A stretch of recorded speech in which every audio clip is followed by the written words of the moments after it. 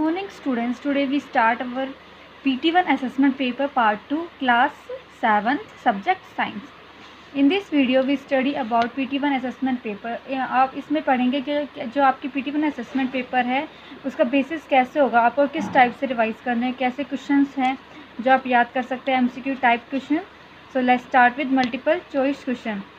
First, thermometer is use to measure. जो thermometer है इसका इस्तेमाल किस लिए किया जाता है, क्या मेज़र करने के लिए इस्तेमाल किया जाता है. A heat, B temperature, C both A and B and D none of these.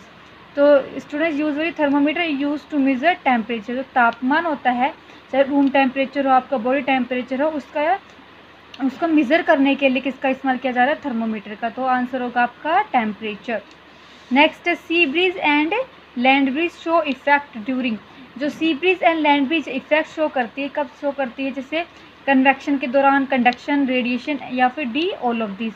Sea breeze और लैंड ब्रीज क्या है, आपने देखा होगा कि समुद्र के पास क्या है, दिन के टाइम गर्मी, रात के टाइम ठंड होती है, तो सी ब्रीज लैंड ब्रीज कहते हैं. इस टाइप के इफेक्ट किस क्या शो करते हैं, ठीक है, किस वजह से होते हैं. तो आपको पता है एक कन्वेक्शन में क्या होता है, जो आपका लिक्विड और गैसेस के थ्रू जो मीडियम ट्रांसफ़र होता है. कंडक्शन है सॉलिड मीडियम जिसके थ्रू ट्रांसफ़र हो सकता है, हीट ट्रांसफ़र होती है सॉलिड मीडियम के थ्रू. रेडिएशन में जो किरणें हैं उसको किसी मीडियम की ज़रूरत नहीं होती है.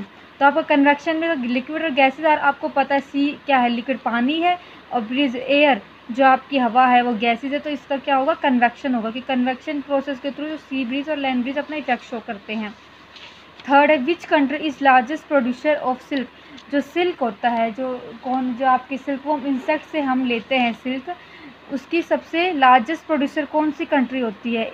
ए इंडिया, बी चाइना, सी पाकिस्तान, डी अमेरिका. तो आपकी होगी चाइना. जो चाइना है वो सबसे ज़्यादा सिल्क को प्रोड्यूस करती है, बनाती है. Next, name of animal which produce finest variety of wool. सबसे फाइनेस्ट वैरायटी, सबसे फाइन मतलब मुलायम वैरायटी जो होती है वूल, वो कौन से एनिमल से हमें मिलती है. ए अंगोरा गोट, बी लाइमा, सी मेरिनो शिप, या डी अंगोरा रैबिट. तो ये सब है एनिमल है जिनसे हम वूल ऑब्टेन करते हैं. लेकिन जो सबसे फाइनेस्ट वूल है, सबसे मुलायम फाइनेस्ट अच्छी क्वालिटी की वूल होती है वैरायटी, वो हम ऑब्टेन करते हैं मेरिनो शिप. जो मेरिनो शिप भेड़ है उससे हम ऑब्टेन करते हैं. फिफ्थ है, finger like projection called villi are present in. जो फिंगर लाइक उंगलियों की जैसी प्रोजेक्शन होती है वो किस में प्रेजेंट होती है. A large intestine, B small intestine, C incisor, या डी हार्मोन. तो आपके लार्ज और स्मॉल इंटेस्टाइन, आपको पता है जो स्मॉल इंटेस्टाइन्स होता है उसमें क्या फिंगर लाइक प्रोजेक्शन होती है. जैसे जो वेलाई होती है, जैसे पाइप लाइक स्ट्रक्चर होती है, वो उंगलियों की जैसी होती है, ठीक है. इंसीजर में तो आपके दांत आ जाएंगे. हार्मोन आपके अंदर के जो हार्मोन होते हैं चेंजेस, जैसे आपका थायराइड हार्मोन, ये सब आपका इंडोक्राइन हार्मोन, ऐसे कई इंडोक्राइन ग्लैंड रिमूव करती है, लैक्टोक्राइन हार्मोन, ये सब आपके हार्मोन्स के अंदर आएगा. तो आपको ये बताना है कि कौन सा प्रोजेक्शन फिंगर लाइक जो सब्सटेंस शो करता है या फिर उसका स्ट्रक्चर होता है. तो स्मॉल इंटेस्टाइन्स का जो स्ट्रक्चर है फिंगर लाइक का होता है. Next, C amoeba digest its food in. जो अमीबा होता है अपना फूड कहाँ डाइजेस्ट करता है. ए स्टोमक, बी सूडोपोडिया, सी इंटेस्टाइन, या डी फूड वैक्यूल. तो जो अमीबा है वो कहाँ फूड डाइजेस्ट करता है, आपको सबको पता है. जो अमीबा है यूनिसेलुलर ऑर्गेनिज्म होता है, मतलब एक सेल से मिलकर बना होता है, तो उसमें स्टोमक कोई ऑर्गन नहीं होता. सूडोपोडिया एक टेक्निक है जिसके अंदर जिसकी वजह से अमीबा है अपने फूड को इनगल्फ करने में हेल्प करता है. इंटेस्टाइन भी नहीं हो सकता. फूड वैक्यूल, तो फूड वैक्यूल है वो अमीबा को फूड डाइजेस्ट करने में हेल्प करता है, ठीक है, क्योंकि फूड वैक्यूल का सिंगल प्रेजेंट होता है. नेक्स्ट 7 क्वेश्चन है, thermos flask prevent loss of heat throw.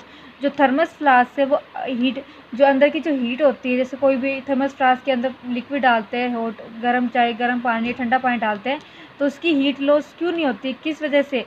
A convection की वजह से, बी कंडक्शन, सी रेडिएशन, या डी ऑल ऑफ दीज. तो ये जो कन्वेक्शन, कंडक्शन, रेडिएशन तीनों ही प्रिवेंट करते हैं थर्मस फ्लास्क में हीट को लॉस करने में. तो हम लिखेंगे डी आंसर इसका इज़ ऑल ऑफ दीज. क्योंकि आपका लिक्विड आपका जो होता है, आप पानी, वो क्या होता है, लिक्विड फॉर्म में होता है, उसमें से भाप निकलती रहती है, वो गैसेस होता है. जो बाहर का सरफेस होता है वो सॉलिड होता है. तो तीनों मीडियम होते हैं, ठीक है, इसलिए all of these. A process of shedding skin by larva is known as. जो आपकी लार्वा होती है, जो आपका सिल्क वॉर्म का जो लार्वा होता है, उसकी स्किन को अलग करने के लिए कौन सी प्रोसेस का इस्तेमाल किया जाता है? ए मोल्टिंग, बी गिनिंग, सी रीलिंग या डी नन ऑफ दिस। तो इसमें जो साइडिंग स्किन ऑफ लार्वा की स्किन किस तरह से मोल्टिंग करके, जो मोल्टिंग प्रोसेस होती है उसमें क्या गर्म पानी में डाला जाता है लार्वे को, कुकून को, ताकि वो इजीली उसके अंदर वो डेड हो जाए और आपको बाहर इजीली उसके सिल्क ऑब्टेन हो जाए। तो इसमें आएगा moulting. 9 in which form silk moth are fed on mulberry leaves.